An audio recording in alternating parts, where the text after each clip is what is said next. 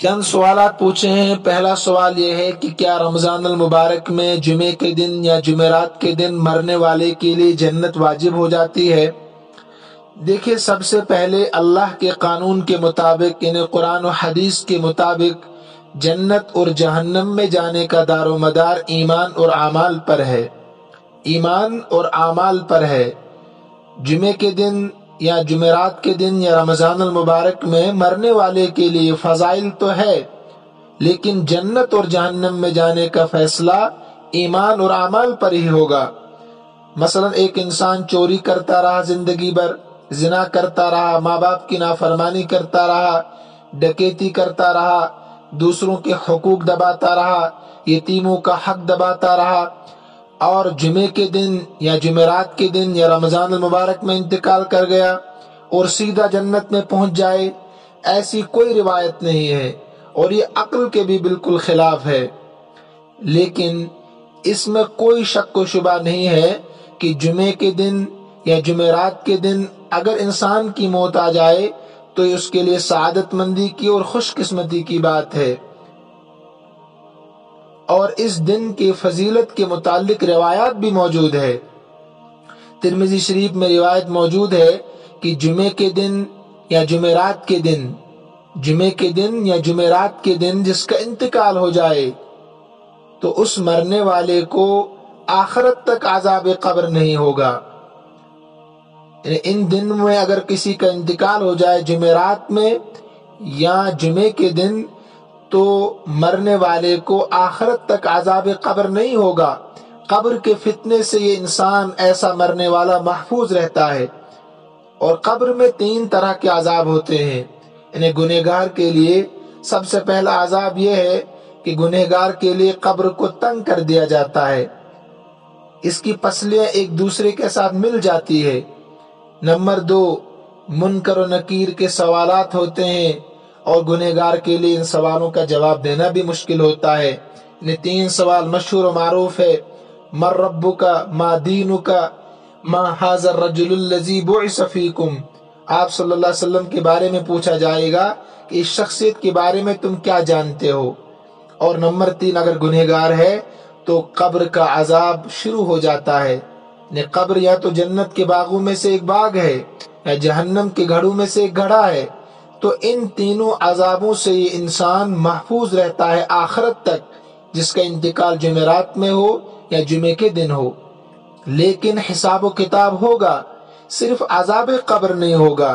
جنت اور جہنم میں جانے کا فیصلہ ایمان اور اعمال کی بنیاد پر ہوگا، لہذا حساب و کتاب اس کو بھی ضرور ہوگا۔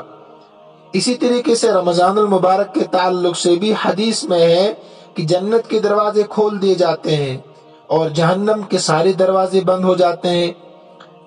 ان روایات میں بھی یہ نہیں ہے کہ حساب و کتاب نہیں ہوگا، سیدھا جنت میں چلا جائے گا۔ اس کا مطلب بھی یہی ہے کہ انسان کو ایسے اعمال کرنے چاہیے، یعنی نیک اعمال کر کے اپنی مغفرت کرا لینی چاہیے اس مبارک اور عظیم مہینے میں، تاکہ اگر موت آ جائے تو سیدھا جنت کا مستحق بنے۔ یہاں بھی یہ مطلب ہے کہ اس مہینے کی برکت سے اس انسان کو، مرنے والے کو عذاب قبر نہیں ہوگا، اس سے محفوظ رہے گا۔ اور بعض علماء نے فرمایا کہ اس کو بھی قیامت تک عذاب قبر نہیں ہوگا، لیکن حساب و کتاب ہوگا۔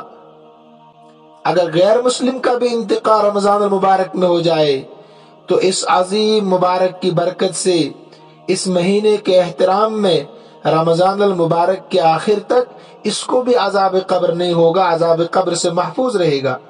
اور رمضان المبارک کے بعد عذاب ہوگا، حساب و کتاب ہوگا۔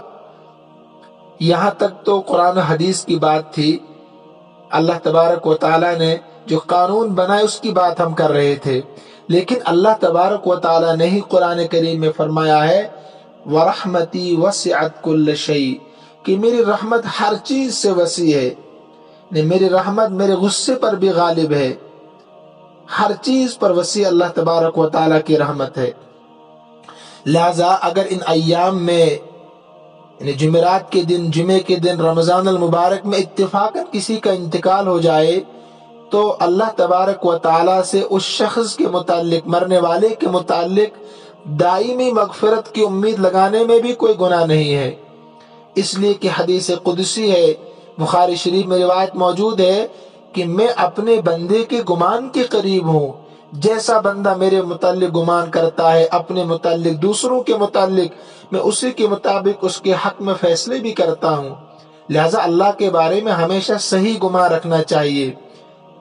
فرمایا انا عند ظن عبدی بی، میں اپنے بندے کے گمان کے قریب ہوں۔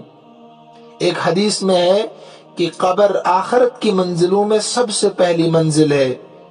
اگر بندہ مرنے والا اس سے نجات پا گیا تو آگے کی منزلیں اس منزل یعنی قبر کی منزل سے اور آسان ہوتی چلی جائیں گی، اور اگر اس منزل سے نجات نہ پا سکا قبر کی منزل سے تو اس کے بعد کی منزلیں اس سے بھی زیادہ سخت ہوں گی۔ اللہ ہم سب کی حفاظت فرمائے۔ آپ صلی اللہ علیہ وسلم نے یہ بھی فرمایا ہے کہ میں نے کوئی منظر نہیں دیکھا مگر قبر اس سے بھی زیادہ خطرناک اور گھبراہٹ میں ڈالنے والی ہے۔ ترمذی شریف میں بھی روایت موجود ہے۔ لہذا جب قبر کے متعلق روایات ہے تو ہو سکتا ہے اللہ تبارک و تعالی اپنی رحمت سے دائمی مغفرت بھی فرمائے، حساب بھی نہ لے، کیونکہ اللہ تبارک و تعالی تو قانون کا محتاج نہیں ہے، قانون تو ہمارے لیے زندگی گزارنے کے لیے ہے۔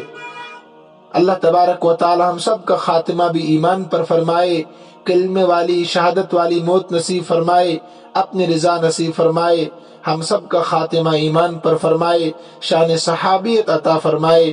اب وقت مکمل ہو چکا ہے، جو کچھ سوالات ہیں اگلے ہفتے انشاءاللہ۔ السلام علیکم ورحمۃ اللہ وبرکاتہ۔